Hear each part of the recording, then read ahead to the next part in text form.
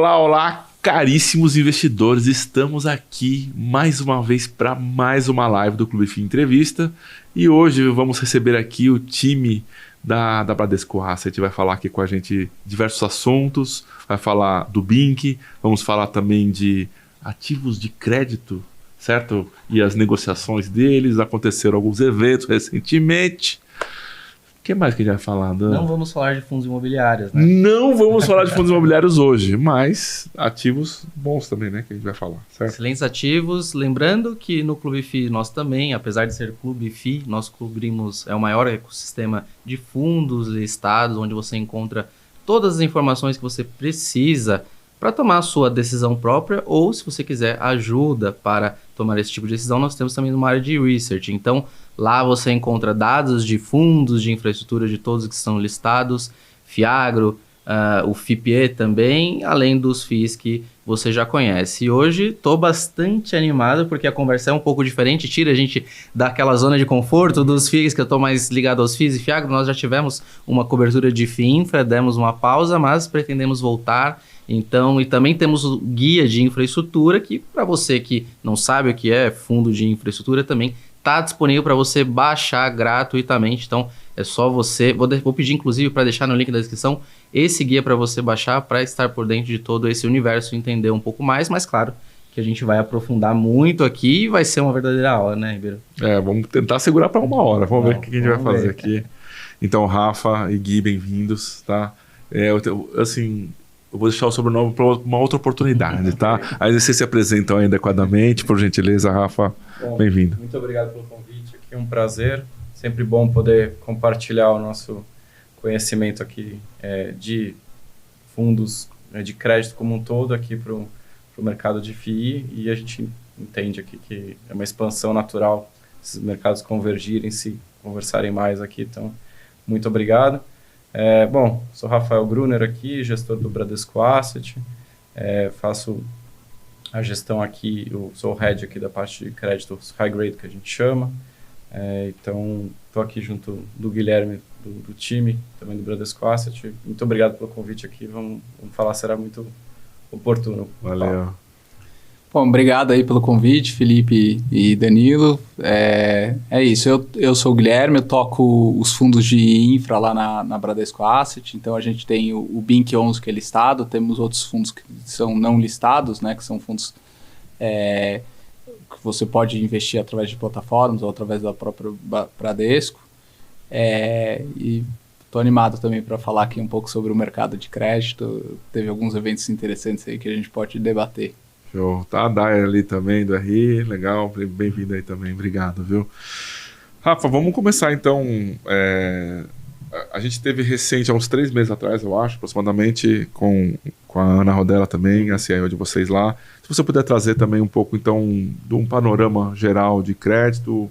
Teve alguns eventos que a gente já conversou um pouco aqui, vocês não foram tão afetados. Uhum. Mas se você puder trazer um pouco de como que está spread, o que vocês estão olhando lá de operações, por gentileza. Claro, vamos lá. Então, realmente o mercado passou por alguns eventos de crédito aqui recentemente, né? Então, Ambipar, Braskem, Raizen, que acho que foram os 3 principais. O mercado lá fora também tiveram alguns nomes ali que impactaram. Mas falando do mercado doméstico, a gente tinha baixíssima exposição em 2 desses nomes, né? Braskem e Raizen. A gente acabou até reduzindo bastante a exposição de um deles e o outro zerou integralmente.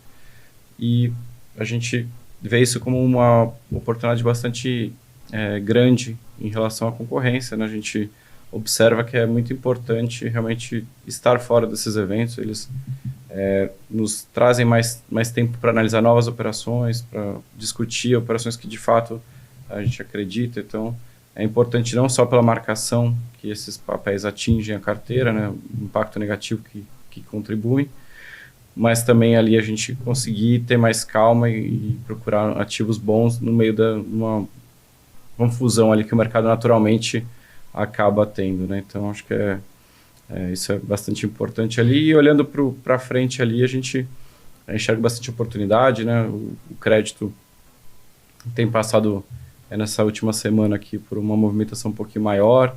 A gente viu uma remarcação maior nos ativos de infra, mas os fundos CDI também começaram a mexer um pouquinho, magnitude bem menor ali, mas a gente também vê algum impacto. Então, iniciou-se um pouco ali para esse movimento desses nomes de crédito, mas o investidor acaba ficando um pouco mais seletivo ali, com razão, e procurando nomes mais premium, nomes mais high grade ali, né, nas carteiras. Um ativo estressado toma um tempo de 10, né? Exato. Realmente bastante custoso, então a gente trabalha muito para evitá-los ao máximo. Legal. E com relação assim, a uma visão de spreads, a gente acompanha um pouco mais distante aqui, né? Eu mais na parte de CRICRA, o Dan mais na parte de FII, né? E FII Infra também, FIAGro, mas não no dia a dia ali, assim, né? Você viu um aumento dos spreads devido a esses eventos de crédito? Ainda não? Ou aconteceu e já foi? O mercado enxergou como bastante pontual ali, cada companhia. Foi diferente de Americanas? Sim, bastante diferente. Ali acho que o evento de Americanas realmente trigou uma correção de spreads bastante generalizada. O mesmo não aconteceu agora. A gente vê ali que ficou bastante específico nas companhias. Quando houve um movimento de raiz em Cosan, naturalmente sendo a holding, ele teve um impacto de abertura, mas aí teve o evento do BTG aportando, então o mercado também já começou a corrigir o preço e o evento ficou muito mais focado em Raizen. A gente observa alguma correção de preços ali, mas foi bastante marginal, 5, 10 bases em alguns nomes, então não dá para dizer ali que esses eventos acabaram inundando o mercado como foi ali em Americanas e Light, que o mercado acabou tendo uma correção bastante maior ali na época. Boa. Eu tô olhando aqui a carteira do BINC e eu queria falar um pouco de segmento. Não sei se vocês têm alguma preferência. Eu estava vendo aqui 30% rodovias e saneamento 20%. Então 50% da carteira concentrada, entre aspas, nesses dois segmentos. Uhum. E aí eu queria que você falasse um pouco sobre isso. E eu gosto de fazer várias perguntas em uma só, então. Vamos lá. Se prepara. E também falar especificamente desse momento dos fundos de infra, porque eu quando estava no BTG, eu também capitaneei essa questão de educacional lá, e muito produto foi tracionado lá inicialmente, na mudança dos FDICs, que antigos FDICs mudavam para infra. Eu esperava que o setor faltava produto, né? Fosse tracionar com uma velocidade até maior ou igual que os FIAGROS, só que a gente viu questão de taxa de juros e os movimentos foram um pouco diferentes. Então, eu também queria que você comentasse essa questão, né, com o crescimento da indústria, por que ela foi um pouco menor. Então, vou parar por essas duas perguntas por enquanto. Depois eu faço mais umas 4. Então, vamos lá. Bom, falando sobre os setores, a gente consegue identificar ali, principalmente na parte de infraestrutura, que acaba existindo uma concentração ali maior dos investimentos em alguns setores. Então, nos condominiais ali a gente enxerga muita energia, geração, distribuição, transmissão, né? E no BINC aqui uma concentração maior em rodovia. Como 2 anos atrás, se o BINC fosse daquela época, provavelmente ele teria uma concentração ainda maior em saneamento do que hoje ele tem. Então, o mercado ele acaba possibilitando alguns setores algum investimento maior. Então, teve o marco do saneamento lá atrás, então teve muita oferta em saneamento. Rodovia veio com muito leilão recente. Como veio com muito leilão, ali naturalmente ele acaba inundando um pouco mais, tendo um pouco mais de oferta naquele setor, tendo um pouco mais de oferta naquele setor, o mercado pede um prêmio um pouquinho maior por ele. Então, a gente identificou em rodovias ali uma oportunidade de spread melhor, então risco-retorno mais adequado para o produto, e por isso o BINC acaba se beneficiando de ter uma carteira com mais rodovias. E naturalmente a gente vai vendo isso em outros setores. Então, data center é um setor ali que lá fora a gente vê também um aumento muito grande. No mercado doméstico eles já começam também a ter algumas leituras, então é um potencial setor ali da gente começar a ver um incremento maior nas carteiras de infra. E por aí vai, então um pouco cíclico esse momento. Rodovias ainda é um setor que vai ter muita oferta ainda, então naturalmente ele vai ser um setor importante dentro da carteira ainda. Tá? E em termos do crescimento da indústria? você, para comentar assim, a questão do crescimento de PL como um todo, vis-a-vis o fomento do que você tem de produto de novas ofertas. Então, a originação ela acaba ocorrendo e vocês vão fazendo as alocações conforme a estrutura de risco que você determinou para a carteira. Imagino que seja isso. Perfeito. Você comentou também de concentração, mas eu estou olhando aqui, a maior concentração do único ativo é 7%, os outros são todos 5%, 4%. Então, mesmo você estando mais concentrado no segmento, você tem várias outras alocações em ativos diferentes. Perfeito. O fundo ele começou com uma concentração até maior ali em alguns ativos e naturalmente a gente se propôs a isso, né? Então, quando a gente veio com a oferta ali, o Roadshow, a gente bateu muito nessa tecla de que ele se iniciaria um pouco mais concentrado e naturalmente essa carteira a gente ia reciclando e reciclando a gente ia diminuir essas concentrações. A gente tem uma parte de gestão ativa muito importante ali dentro do Bradesco Asset, e aí a gente foi fazendo justamente essas movimentações, elas são importantes justamente para fazer a marcação a mercado desses ativos. Sobre o volume ali de mercado, de captação, o mercado de infra tem crescido bastante. Aqui a gente tem mais de 100 bi de captação no mercado de infra esse ano, no mercado de crédito esse ano, sendo um quarto disso em infra, né? Então aqui são 25 bi aqui, é um movimento relevante. A indústria aqui de infra deve ter cerca de 300 bi, então a gente está falando de quase 10% de aumento aqui, só nesse setor, né? Então acho que é relevante, acho que muita gente buscou, né? O benefício, né, fiscal ali, o gross up que todo mundo acaba falando, né? O incremento de taxa ali para fazer o comparativo é bastante atrativo, com uma Selic de 15%, que é o que a gente tem hoje. Então, muita gente acabou por procurar esse tipo de ativo. E a vantagem fiscal que você fala é justamente, não é todo mundo que sabe, Sim. mas é o benefício duplo que você tem tanto no ganho de capital. Então, quando a gente compara com o fundo imobiliário, você tem a tributação na hora que você vende as suas cotas. No caso do FII, ganho, né? Um ganho, Se você vendeu com perdas, você pode compensar. Então, no FII, você vendeu com ganho, você vai ter que declarar e pagar os 20% sobre esse lucro, se você não tiver prejuízo acumulado. Já no FII Infra, não, você não tem essa questão e, inclusive, o fundo pode fazer amortizações, é uma legislação um pouco diferente. E nos dividendos também é isento, então você tem essa dupla isenção que acaba fomentando um pouco mais em termos de liquidez. Parece que ficou tão longe, né, MP1303. É isso que eu também Nem existe mais, parece. Não existe mesmo. Mas o problema, ele ainda, né, vamos dizer assim, né, tá escondido no momento, né? Sim. Espero que fique bastante tempo escondido, né? Gui, Mas assim, voltando só para o tema de concentração, acho que de setores, né? Acho que a gente tem uma carteira bem diversificada em ativos. Existe uma tendência a alguma concentração por setores, mas existem muitos temas que vão de acordo com as necessidades, com a necessidade do país, né? Então, a gente tem visto agora muito leilão de rodovias, né? Então, a gente teve uma época, muita emissão de saneamento, porque foi a primeira leva, vamos dizer assim, das privatizações de saneamento. Então, muitas empresas emitindo, você tem o Marco Geral do Saneamento, que exige muito investimento, e as empresas vêm a mercado captar, e são projetos que o BINC é um fundo, né, que a gente foca em projetos, então tem taxas mais atrativas e você consegue fazer uma carteira diversificada.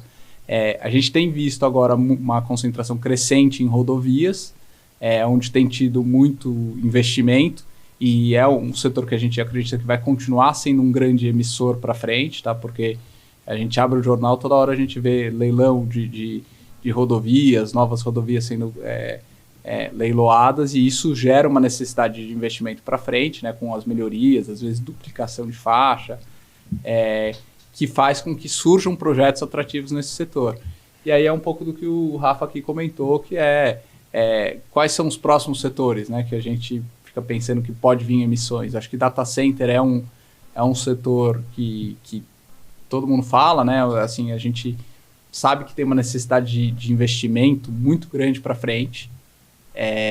Ele ainda é pouco difundido no Brasil, acho que no mundo inteiro, né? Assim, eu vi uma matéria que falava que precisa-se de 3 trilhões de dólares de investimento no setor no mundo inteiro. Para rodar essas IA tudo que estão colocando. Para rodar todas essas inteligências artificiais aí. Então, é muita necessidade de investimento, e é um setor que é bastante atrativo, porque muitas vezes você tem um contrato e o sponsor desse contrato, né, quem contratou a empresa para construir o data center, são empresas globais, AAAs com qualidade de crédito ótima, como Apple, Amazon. Então você acaba correndo um risco de crédito bem menor, com uma taxa atrativa, porque é um setor relativamente novo, que está vindo ao mercado. Né? E uma coisa que mexe muito nos spreads de mercado do setor é quanto esse setor está emitindo, né, e quanto essa empresa está emitindo no mercado, né? Porque a gente sempre busca ter uma diversificação da carteira. Então, um mesmo emissor para emitir de novo, ele sempre tem que pagar algum prêmio a mais, né? Você não quer ter uma carteira super concentrada. Então, para ter um pouquinho mais daquele ativo, você precisa de uma remuneração maior. E isso acontece também com setores, né? Então, é por isso que rodovias, às vezes a gente vê uma taxa muito atrativa e tende a ter um peso um pouquinho maior no portfólio do que outros setores, né? Se você puder falar um pouquinho do BINC, né, assim, a gente, do produto em si, né, aproveitar, porque assim, né, a gente está aqui no Clube FI, né, e existe um público cativo que busca uma renda mensal, né, e às vezes tem gente que não conhece o BINC ainda. Então, se vocês puderem comentar um pouco do ativo em si, por favor. O BINC é um fundo listado, né? O nosso primeiro fundo listado de infra. O objetivo dele é investir em projetos. A gente tem ali uma meta de distribuição de CDI mais meio a CDI mais 1%. Ultimamente a gente tem conseguido distribuir acima da meta que a gente previa lá atrás, tá? E financiando, a gente olha ali, né, quando a gente compra dívidas, é como se a gente estivesse financiando, como se estivesse, não, é exatamente isso, a gente está financiando um projeto para o país, né? Alguns desses projetos têm grandes sponsors por trás, então você pega ali, tem Ecorodovias, CCR, né, no caso de rodovias, no caso de energia, às vezes você tem alguma grande empresa que está fazendo uma linha de transmissão, mas está vindo com uma emissão daquele projeto, e você acaba, por estar correndo algum risco de projeto, você consegue taxas mais atrativas no mercado, spreads melhores, e por entender que tem algum risco um pouco maior, a gente é muito seletivo, então a gente costuma olhar muito o projeto antes de colocar qualquer projeto para dentro da carteira. A gente olha ali 10 projetos para acabar comprando um, às vezes até mais, né? Eu acho que e muitas vezes a gente olha um projeto, fala, putz, a gente está em dúvida, vamos olhar um pouco mais, a gente não compra, espera maturar um pouco melhor o investimento para entender se vale a pena de fato. Então tem alguns casos de aeroportos que a gente olhou a primeira vez, gostou, mas achou que tinha alguns pontos de riscos que valiam a pena atenção, vamos esperar um pouco, cumprindo alguns checkpoints ali de entrega, a gente conseguiu comprar com uma taxa parecida que estava lá atrás, e correr muito menos risco, né? Então a gente tem esse perfil de avaliar muito e ter muita diligência antes de fazer qualquer tipo de investimento. Sobre esse ponto da rentabilidade, eu queria trazer aqui também que vocês colocam dessa rentabilidade alvo de CDI mais meio e entre meio e 1. E vocês têm um carrego parecido com isso, né? Muito próximo de CDI mais 1. Só que o fundo distribuiu recentemente muito mais do que isso, 1,60, que você comentou até no backstage, se for anualizar, 20% ao ano. Explica para o investidor como que chega nesses resultados, porque você tem uma carteira com um carrego menor e o fundo vem com um dividendo crescente já há um tempo. Então, acho que vale entender o que é reserva, o que é retenção, o que é ganho de capital. Se você pudesse quebrar esses resultados do BINC para mostrar o que é a foto dele hoje, o que tende a ser para frente, achei bem interessante. Posso aproveitar? Então, pegar uma carona na pergunta. A gente vê em fundo imobiliário, né? Às vezes tem fundo de desenvolvimento, que fica às vezes um período sem pagar, porque está num período de desenvolvimento. E vocês estão comprando projetos também, né? Então, assim, eu sei que é um pouco diferente, mas explica para o nosso ouvinte por que é diferente, né? Tem ali um juros que está rolando todo mês, né? Não é só porque às vezes o projeto imobiliário vai pagar só lá na frente, né? E para project finance é um pouco diferente, né? Então, se puder trazer também esse... Sim, acho que já casa com essa pergunta. Sim. Acho que o fundo de infra e o fundo imobiliário ele tem algumas diferenças, né? Acho que esses fundos imobiliários, às vezes, ele tem que maturar o investimento para poder, né? Então, você está construindo um galpão ou construindo um prédio ou algo do tipo, comprando um prédio, você vai precisar fazer a alocação disso antes de sair distribuindo. Alguns fundos até garantem, né, a remuneração nos primeiros X meses. Mas no final ele está tirando do capital principal para pagar o cotista, o investidor. Né? Aqui é diferente porque a gente compra emissões de dívidas. A gente começou o fundo já com emissões que a gente planejava comprar, com toda uma lista ali de emissões que a gente já tinha olhado. Então a gente já alocou o fundo desde o início e a gente está sempre olhando novas oportunidades de novas emissões. E essas emissões rendem juros e a gente acaba distribuindo só o rendimento, né? A gente nunca distribui o capital principal do investidor, né? Então, acho que essa é uma das grandes diferenças aqui dos dois. E o fundo imobiliário, você tem uma obrigatoriedade de distribuir 95% dos lucros, né? E o fundo de infra ele não tem essa obrigação. Então, a gente acaba... da onde vem nosso ganho, né? Eu acho que, basicamente, o ganho vem de duas coisas, né? Uma que a gente chama de carrego, que é o rendimento, né? A gente comprou ali algo que vai pagar CDI mais 1%, ou a maior parte das emissões de infra são ou pré-fixadas ou atreladas ao IPCA, mas a gente consegue fazer o hedge para transformar isso em CDI, e você tem esse ganho ali de CDI mais 1%, que é os juros que está entrando ali todo mês na sua conta, todo ano, mesmo que não pague, né? A maior parte das emissões paga semestralmente, tá? Essa é até uma das regras da 12431, que o que regulamenta o mercado de infra. Mas você tem várias emissões, né? Várias pagando em meses diferentes, e mesmo que não pague, esse ativo ele vai se apreciando, né? Até pagar, né? Ele vai ficando cheio, né? do pagamento da PMT que vai ter, e aí quando amortiza, a gente recebe esse caixa. Então é basicamente daí que vem a nossa remuneração. E outra forma de remuneração é o que a gente chama de marcação a mercado. Né? Toda vez que você compra e a taxa cai, você tem um aumento de PU, né? Porque você tem uma dívida. Você sabe que ela vai pagar tanto. Quando o risco caiu e os juros que você solicita para estar naquele investimento diminui, o preço a valor presente se valoriza, né? Então você tem um ganho de capital com marcação a mercado, que a gente chama de MTM, né? Então esse é a outra fonte de ganho, e que é uma das fontes de ganho que foi bastante relevante para a gente recentemente. E aí, eu acho que um perfil nosso é uma gestão ativa, justamente para... você comentou o carrego do fundo está perto da meta, né? De sempre estar reciclando o portfólio. Você compra projetos, conforme eles vão sendo entregues e o risco vai diminuindo, e isso reflete na taxa, né? Porque quanto menor o risco, menor a taxa, né? Então, às vezes você tem um projeto que ele precisa passar por um tempo de construção. Depois que ele está concluído, o risco é muito menor. Então, a taxa que o mercado exige é menor. E você tem esse ganho de capital né, da marcação a mercado.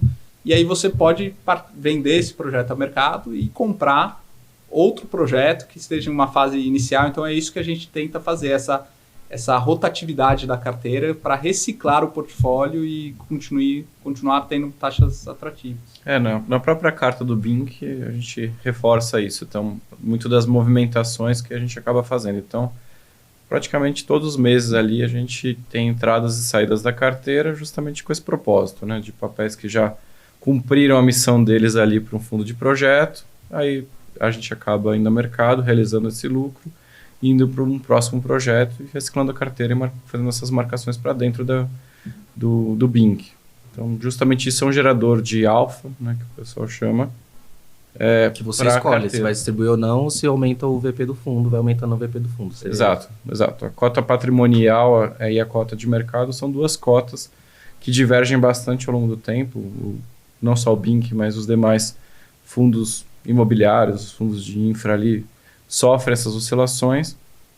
Mas é isso, o investidor que pode acompanhar pela cota patrimonial ali efetivamente como o fundo está performando. Então, a distribuição em si é só uma maneira de devolver ao cliente aqui a remuneração que o fundo implicitamente está tendo ali. E no início, recente, no passado não tão distante, vocês optaram por fazer uma retenção um pouco maior, seria isso? E agora está com uma distribuição um pouco maior. A gente sempre mirou que o fundo pagasse pelo menos o CDI mais meio, que foi o que nós nos propusemos desde o início, e ele sempre cumpriu isso. Mas o fundo estava performando um pouco melhor do que isso no início, mas foi uma estratégia nossa manter ali um pouco represado esses rendimentos, justamente para, em momentos de oscilação, a gente sempre conseguir distribuindo isso. Nos últimos meses, em que a gente já tinha um valor represado um pouco maior e a gente entendia que o mercado vinha sendo mais positivo, a gente acabou até distribuindo valores mais altos, mas é justamente para conseguir ter esse balanço. A gente entende que o cliente que aqui procura esse fundo, ele já é muito acostumado com o fundo imobiliário, com a distribuição mandatória, e ele espera que o fundo distribua. Então, mesmo em meses que a gente, pela performance do fundo, não tiver CDI mais meio, a gente pretende conseguir ter ali dentro represado, porque o cliente conta com esse valor. E a gente sabe que o mês que não pagar, ele vai entender de uma maneira que talvez não seja positiva, né? Então, que pode simplesmente ser uma marcação de spreads, um ajuste de mercado, mas o cliente sempre acaba se perguntando se não tem algo acontecendo dentro da carteira, e a gente tenta ser sempre muito transparente com os nossos comunicados, seja a carta ou seja o vídeo que a gente faz mensalmente. Acho que para complementar também, então hoje a gente distribui dividendos e a gente tem uma parte do ganho que ficou uma reserva de lucros dentro do fundo, tá? Então o fundo começou com R$100, hoje a cota patrimonial está ao redor de 105, né? A cota de mercado está R$100, e esses R$5 foram lucros que a gente acumulou ao longo do tempo e que a gente não distribuiu, a gente distribuiu abaixo disso. Mesmo distribuindo nos últimos meses acima da nossa meta, né? A gente, no último mês, pagou algo que, anualizado, dava muito próximo a CDI mais 20%. É alguma coisa, hein? É bastante. É bastante. Então, assim, isso foi um desculpa, dava 20% de anualizado, não dava CDI mais 20%, desculpa. Dava 20% anualizado, mas mesmo assim, isso dá... assim, o CDI hoje está 14,90, então você tem 5% e tudo isso isento de imposto de renda, que faz muita diferença, né? Ganhar 20% tributando em 15%, cai no final do dia lá para você 17%, né? 17% de ganho. Então, essa isenção acaba sendo muito benéfica também. Dá 130 do CDI, né? Bastante coisa, né? 20%, né? E a pergunta do Danilo é essa, né? Os principais diferenciais do fundo são esses, né? Então, ele tem essa vantagem dupla ali de o ganho de capital não ser tributado e a distribuição dos rendimentos não serem tributados, né? O fundo tem uma liquidez ali pela B3, que o investidor consegue comprar e vender as cotas ali, então é uma vantagem da liquidez ser mais imediata muitas vezes do que alguns produtos que ele tem no mercado. Então o fundo é muito baseado nisso e o investidor está bastante acostumado ali pelos FIIs também. Quero aproveitar, então, o Rafa trouxe um assunto que eu e o Dan, inclusive, fazendo um call com outro gestor de fundo infra, ele se posicionou diferente, né? E eu achei interessante já trazer esse posicionamento para o investidor, ele saber que isso pode acontecer, né? Para não ficar assim, né? Uma surpresinha, né? Então, essa questão de uma marcação severa que possa acontecer no momento de estresse, vamos dizer assim, né? Se fosse janeiro do ano passado, né? Seria uma marcação que aconteceu e que tiveram alguns fundos que ficaram sem distribuir, né? Então, você investidor, é importante você saber que existe uma diferença entre o fundo imobiliário, né? E o fundo infra, e que o Rafael explicou bem, certo? E já vai para o nosso corte essa explicação depois também, tá? Mas fique atento, que são produtos diferentes e que Tem riscos totalmente tem diferentes. riscos diferentes, certo? Então é importante. Não estamos aqui colocando qualidade, né? Estamos só apontando as diferenças. E é um do produto que é incentivado nesse sentido, nesse momento, porque realmente se investe num desenvolvimento, né? Você tem outras questões de riscos intrínsecos. Mas eu posso fazer ainda sobre essa questão de setor? Vocês têm aqui, você comentou a maior exposição em 2 principais segmentos, mas eu queria saber assim, hoje, a gente falou das benesses, né, dos segmentos que vão bem, e dos que vão, assim, não vão bem, que vocês têm pé atrás, que vocês falam, olha, esse segmento aqui tem XYZ problema, que o investidor pode ver na carteira de outros fundos e falar, olha, o nosso diferencial é esse, porque não teve esses eventos, porque a gente teve uma resposta rápida também. Então, eu queria saber, sua opinião, se você tem algum setor que você fala, putz, eu tenho alguns difíceis, por exemplo, que eu falo, putz, tem aqui multipropriedade, eu já coloco, já saio correndo para trás, não é nenhum para trás, né? É uma corrida para trás. Você tem algum desses segmentos dentro da infra, como é que funciona, ou vocês avaliam de maneira igual? Olha, essa é uma boa pergunta, porque com recorrência nos fazem, né?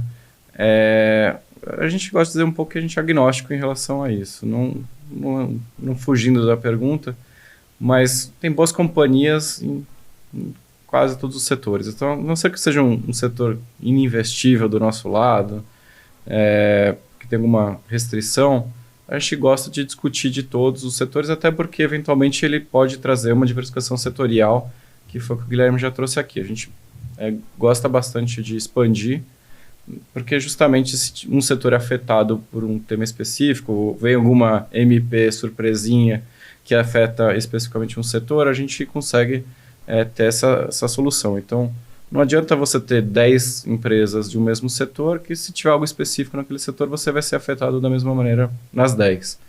Então, a gente gosta de discutir os casos, e aí vai muito do micro, efetivamente. Então, a gente gosta de reforçar bastante a nossa diligência em relação análises setoriais ali, a gente tem uma equipe bastante robusta, todos os casos em que a gente tem dentro das nossas carteiras a gente avalia, a gente atribui um rating proprietário, então a gente tem que ter uma nota qualitativa ali nossa, a gente naturalmente acaba conversando com as agências de risco, leva em consideração os pontos ali apontados por eles, mas a gente tem sempre uma atribuição, uma aprovação interna ali para cada um dos riscos que tem na carteira. Então, a gente tem analistas focados ali em cada um dos setores, a gente distribui, então tem um especialista setorial para cada um dos setores e a gente acompanha e discute internamente os casos. Então, assim, eu não gosto de falar que um setor a gente não investe. Porque se o analista falar, pô, vai te cobrar quando você chegar lá, se for mal do meu setor. Sempre tem alguém que é o vencedor e Exato, assim, acaba tendo muitas vezes um prêmio que remunera aquele risco que a gente entende fazer sentido. Agora, sobre essa conversa de setor é interessante porque assim, o setor de energia ele é um dos setores que mais emite, né, por ter muito lastro de infraestrutura, ter lastro para poder emitir. E é um setor que é tido como pouco arriscado, né?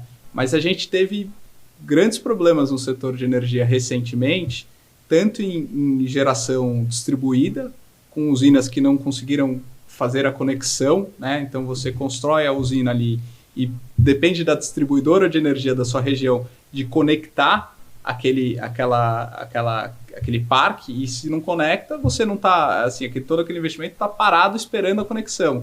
E a gente já viu caso de meses, depende da região, para conectar. E até o risco de comercialização depois de GD. Como no caso de geração centralizada, né, que são aqueles painéis eólico ou solar, né, mas são a geração renovável que você faz uma usina para vender no mercado livre, que a gente viu o tal do curtailment, né? Não sei se alguém já comentou aqui, tem... Congestionamento, né? É um congestionamento. O curtailment pode acontecer por duas razões, basicamente. São 3 razões, né? O elétrico, o energético e o de confiabilidade.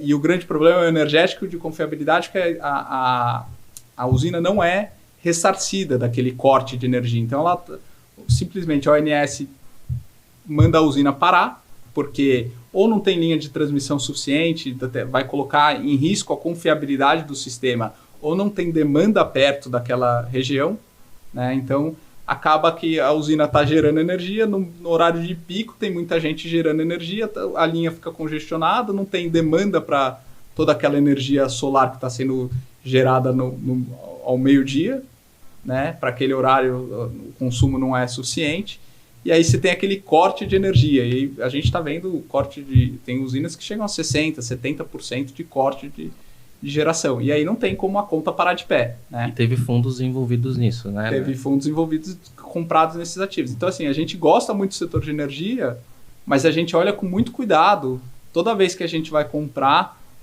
qualquer papel, olhando esse risco. A gente não teve nenhum risco desse na nossa carteira. A gente comprou recentemente até um caso de GD, né, que já estão todas as usinas conectadas, fica no interior de São Paulo, então o risco é muito menor, porque onde a gente vê a maior parte desse curtailment em Minas Gerais ou mais para o Nordeste.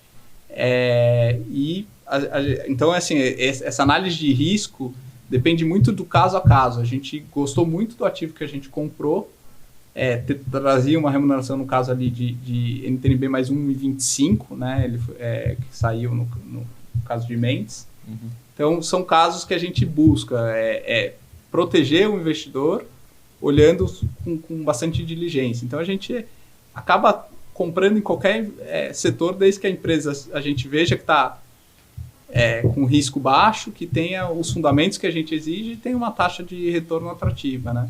E o risco que você fala em relação à competitividade, porque você tem o painel solar que é mais fácil de você implementar e a concorrência ali para aquela linha pode aumentar de uma hora para outra, até mesmo a eólica também, que é um investimento que não é tão alto como uma usina hidrelétrica, por exemplo. Né? Não é um investimento tão alto, mas a usina hidrelétrica tem a vantagem, né, de você conseguir usar... Continuidade, né? As fontes intermitentes que são o problema, né? Porque o solar, acho que fica muito claro isso, né? Porque o solar gera tudo ao meio-dia e o consumo de energia não necessariamente o pico dele é o meio-dia, né? O pico da geração solar é entre meio-dia e 2 da tarde, que é onde tem maior insolação, né? Uhum. E você acaba tendo muita geração com pouca demanda naquele horário, ou falta linha de transmissão e abarra o sistema. Então, assim, mesmo nos setores que são tidos como seguros, você pode ter problemas. Então, acho que essa questão do setor depende muito do micro, de olhar o risco do ativo, né, onde está localizado. Por exemplo, em Minas tem muita GD, então o risco de comercialização de geração distribuída em Minas é muito mais alto do que em São Paulo, que tem muito menos geração distribuída. Esse tipo de coisa faz muito... A gente olha bastante, tá? Então, até a gente recentemente tem entrado em algumas emissões do setor agro, e a diversificação regional é muito importante. Não é só do que a empresa produz, mas aonde ela está produzindo, né? Porque se tiver um problema climático, normalmente ele afeta uma região, não afeta outra. Então, é esse tipo de coisa que a gente tenta se proteger, diversificando o risco, tá? Então, assim, dentro de casa, né, a gente acaba expandindo um pouco mais essa diferença setorial, né? A gente... contando um pouco da cozinha, como é que funciona, porque no final é isso. A gente olha muito o ativo e tenta mapear todos os riscos e entender bem. E quando a gente fala de crédito, é um negócio que fica para sempre, né? Então, você perde, é difícil às vezes recuperar, são empresas, né? O lastro é um pouco diferente do lastro real, então é interessante esse ponto de vista. E você perguntou, né? Não sei se já explicaram aqui. Eu acho que essa foi uma das melhores que eu já ouvi de curtailment. Eu ia aproveitar e continuar para desenvolver esse assunto, que a gente nem tinha combinado, né? Mas, então, assim, o investidor, né? Pensando aqui no trabalho educacional que a gente faz, em conjunto com os nossos convidados. eu fiquei pensando no investidor ouvindo essa explicação que vocês trouxeram a respeito da energia elétrica, porque eu já vi algumas notícias, já vi também, né, algumas pessoas do governo falando que existe a possibilidade de ter um problema ano que vem ou no outro. Já ouvi uma mulher falando de estocar vento. Que era difícil. Hoje, mas... as baterias pode ser que... Então, já estão fazendo estudos com super baterias também, para poder capturar, né, esse excesso durante o dia, para poder ser usado durante a noite. Existe algum risco que o investidor, se ele tiver, por exemplo, num fundo de infra que tem muita energia, se ele está correndo algum risco a mais? Porque isso para mim é uma novidade, né? Isso que você está trazendo, a primeira pessoa que traz aqui, mas é uma novidade para o setor também, né? Porque 2024 e 2023, inclusive tem um amigo meu que foi campeão de vendas de placa solar no Brasil, né? Um abraço, tá, João? E aí, ele causou um problema aqui pra gente, certo? Assim, indiretamente. Você pode dar um pouco da visão de vocês lá do Bradesco, desse assunto? Você pautou bem, mas dá uma aprofundada pro futuro, que você falou do agora, né? O curtailment, na verdade, é algo que já existia há muito tempo, sempre existiu, mas ele era muito pequenininho e não era um risco do ponto de vista de crédito, nem de equity, porque ele não fazia diferença no seu investimento, ele era muito pequeno. Tá? Em agosto de 23, a gente teve um problema, né? Porque basicamente o que a gente vê de fonte de energia renovável, ele está sendo onde ele é investido lá no Nordeste, né? Então tem os lugares com maior vento, né? Então, não sei se vocês já foram para o Rio Grande do Norte, tem bastante usina eólica lá. O norte de Minas Gerais e sul da Bahia, até o oeste da Bahia, tem bastante parque solar. E o centro de consumo de energia está mais para o sul, que é São Paulo, para o sudeste, né? A região sudeste do país. Então, você precisa de linha de transmissão para trazer toda essa energia gerada lá para cá. Em agosto de 23, você teve uma queda do sistema que gerou um apagão por o sistema estar abarrotado. Quando você injeta muita energia no sistema acima da capacidade dele, ele acaba caindo. Então, para isso não acontecer, começou-se o processo de curtailment, né? Onde a ONS fala assim, não gera essa energia, para de gerar essa energia, porque se você jogar no sistema, vai abarrotar e vai cair a rede. E aí, ele começou no final de 23, ele foi se intensificando ao longo de 24. Muita linha de transmissão entrou em operação, mas muita usina solar e eólica entraram também em operação. Então, o sistema, a capacidade não melhorou. E o problema de curtailment até se acentuou esse ano de 25. Então, eu acho que é esse o problema, né? E é assim, como se proteger disso? Posso se aprofundar para... Então, assim, esse curtailment, o que ele quer dizer? Aquele que está fornecendo aquela energia, que receberia um valor em troca desta venda, ele não vai receber aquele valor, é isso? Exato. Brasil, está acontecendo no Brasil. A gente produz energia limpa e joga fora. É basicamente isso. E aí, é até pior, porque o cara está vendido em energia, ele já vendeu para o fornecedor dele, mas ele não está podendo produzir para entregar. Então ele tem que comprar essa energia no mercado, comprar a preço de mercado para entregar, né? Que é o sistema como funciona. Então, esse foi um dos problemas, né? Que a gente viu. Tem muita discussão, judicialização de como vai ser resolvido isso. Então, o curtailment ele tem 3 possíveis causas, né? Que o primeiro é o elétrico. O elétrico, a empresa é indenizada, que é se a linha de transmissão cair e não estiver funcionando por alguma manutenção, a empresa continua recebendo aquele valor, mesmo que ela não esteja gerando.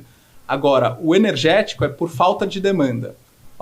Você está ligado a esse centro de consumo, mas infelizmente não adianta você gerar mais energia agora, porque já tem um monte de outras fontes solares e eólicas gerando nesse momento, então eu vou ter que interromper alguém.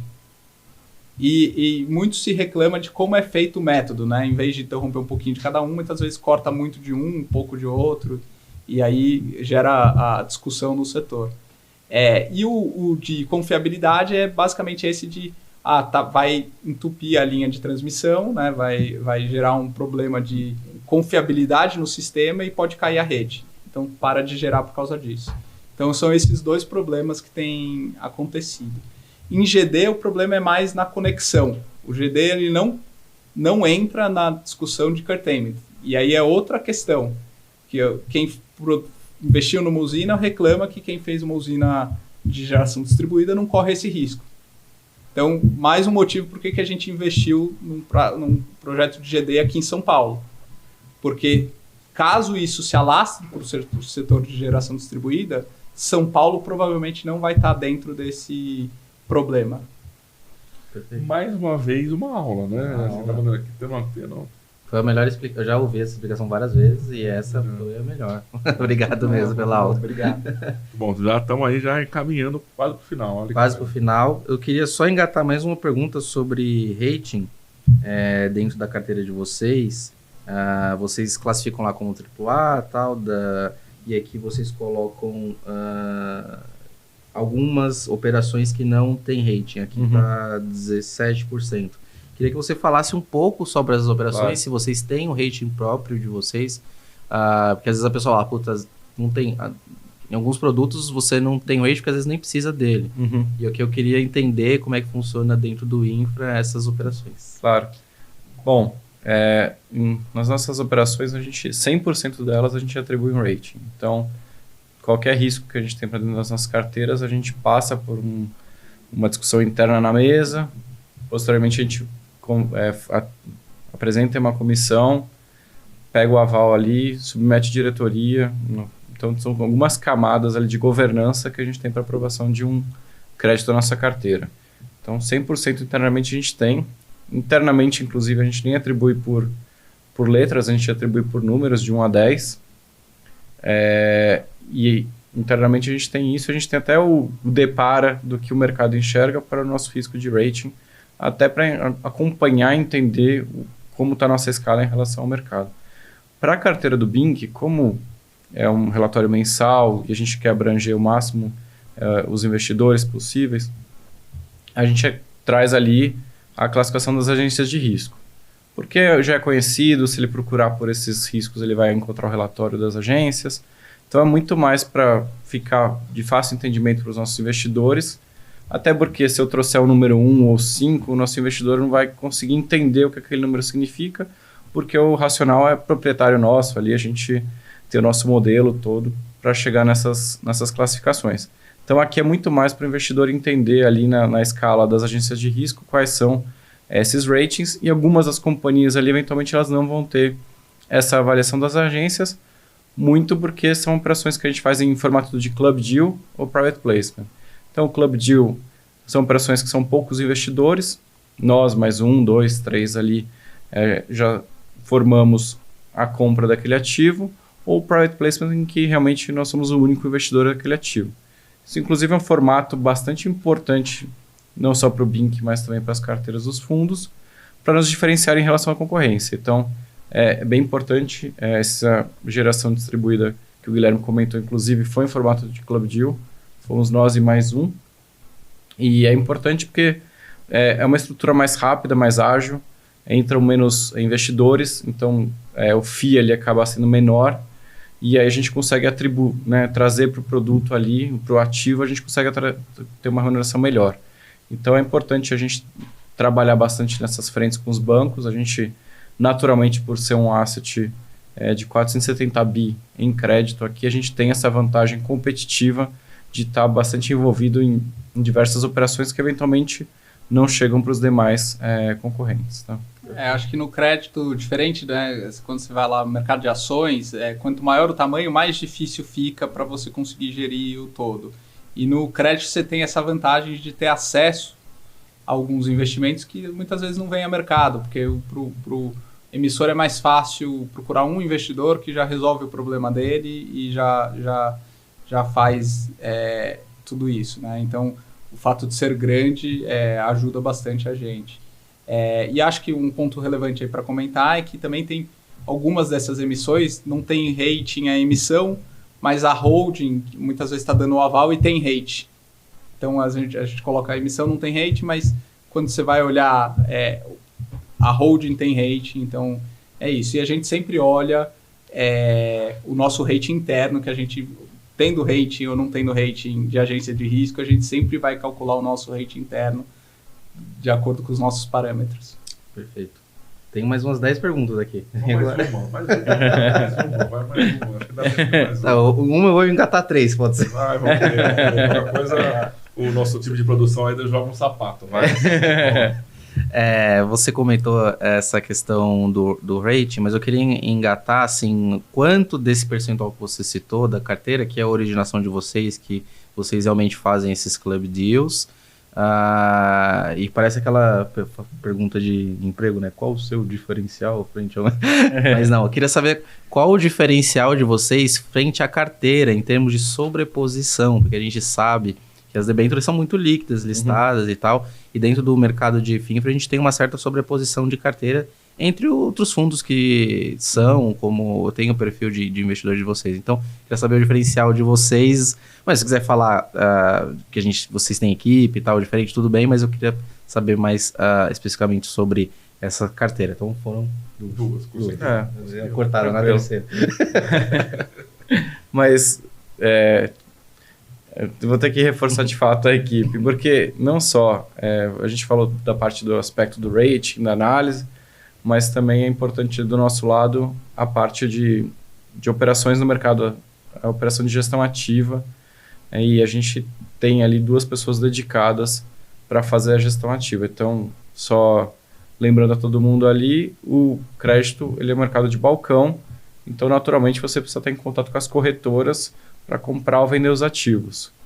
Então é importante que tenha os nossos traders ligados com as corretoras, eles participam diariamente ali, em todo momento do nosso lado, discutindo o mercado, então eles sabem e eles têm instruído as posições ali que a gente quer comprar ou vender e a que níveis a gente quer executar isso.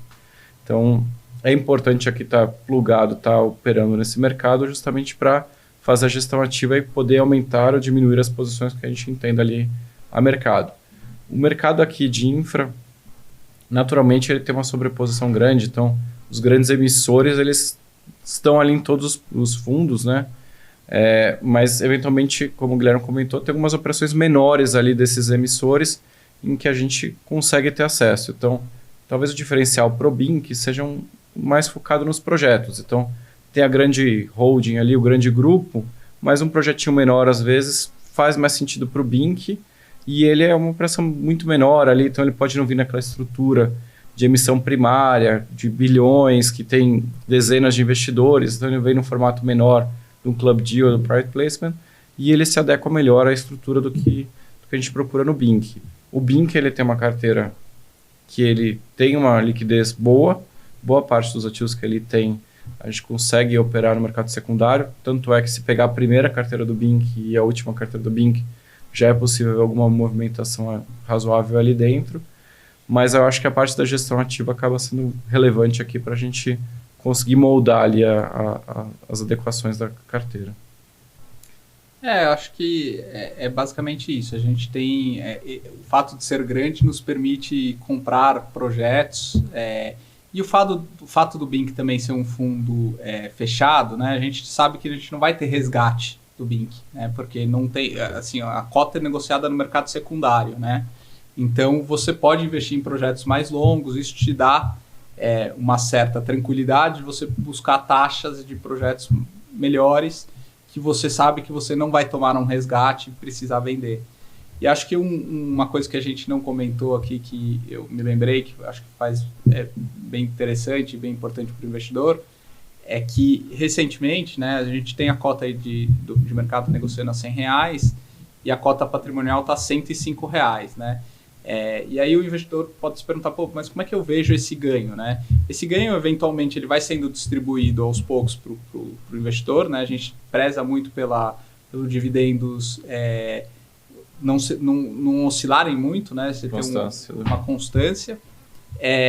E uma outra forma de você distribuir uma parte do ganho seria através da recompra de cotas, tá? Então, recentemente a gente aprovou em assembleia a recompra de cotas. Então, se a cota de mercado cair e a gente achar interessante, a gente pode comprar as cotas e anular essa cota, né? E aí, toda vez que eu compro uma cota abaixo do seu valor patrimonial, eu estou gerando um ganho que pode ser distribuído via dividendos para todos os cotistas do fundo. Que se mantiverem, né? Que se mantiverem, exatamente. Então, além de fazer, dar um suporte ao preço de mercado, que evita que a cota caia muito, porque tem alguém comprando, você ainda gera um ganho que pode ser distribuído em dividendos, né? Porque se eu comprar algo por 95 que vale 105, eu ganhei R$10 de imediato, né? Então, é outra coisa que eu acho que é bem interessante. E para o investidor do BINC, mensalmente na carta, a gente traz justamente aquela tabela de sensibilidade que faz essa referência à taxa, né? o valor da cota ali de mercado, comparado com o valor da cota patrimonial, e ele consegue identificar ali o desconto, e quanto em CDI+, ali, ele seria aquele valor de referência. Então, foi ótimo que a gente conseguiu trazer isso para dentro do produto. Já está aprovado. Já está aprovado, a gente já tem a permissão ali de operar.